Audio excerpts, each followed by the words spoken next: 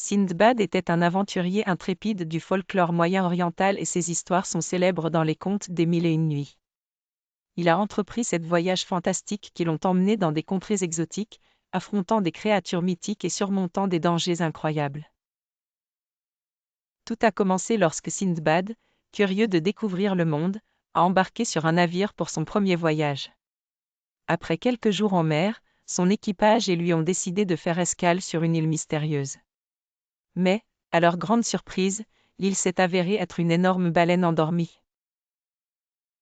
Lorsque la baleine s'est réveillée, elle s'est plongée sous l'eau, et Sindbad a échappé de justesse à la noyade.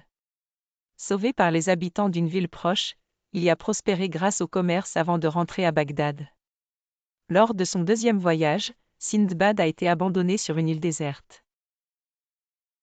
Là, il a découvert un œuf gigantesque appartenant à l'oiseau roc, une créature colossale. Utilisant une corde astucieusement attachée à l'oiseau, il a été transporté vers une vallée pleine de serpents gigantesques et de diamants étincelants. Grâce à son intelligence, il a réussi à ramasser des diamants et à fuir avec d'immenses richesses. Le troisième voyage a conduit Sindbad à rencontrer des géants cannibales terrifiants.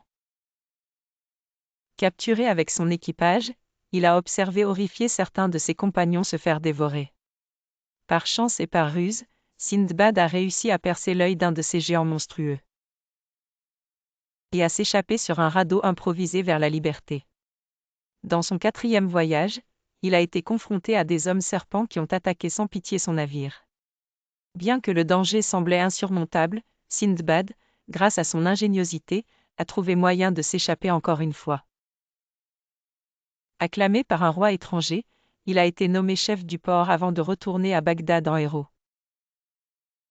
L'aventure suivante l'a ramené en contact avec l'oiseau roc et il a combattu une fois de plus pour sa vie contre un redoutable démon marin. Grâce à sa ténacité et à son intelligence, Sindbad a surmonté encore cette épreuve. Pour son sixième voyage, Sindbad est parti à la découverte d'une île magnétique qui attirait tout ce qui était fait de métal, provoquant le naufrage de son navire. Cependant, il a pu survivre en voyageant à travers des îles mystérieuses et en échappant à tous les dangers. Enfin, lors de son septième et dernier voyage, Sindbad a exploré une île enchantée peuplée d'esprits et de démons. Grâce à l'aide d'un roi puissant et à sa foi inébranlable, il a réussi à vaincre les forces surnaturelles et à retourner chez lui à Bagdad, où il a pris sa retraite des aventures. Les histoires de Sindbad enseignent des leçons précieuses de persévérance, de courage et d'ingéniosité. Quelle que soit la taille des obstacles devant lui, Sindbad trouvait toujours un moyen de les surmonter, revenant toujours plus riche et plus sage.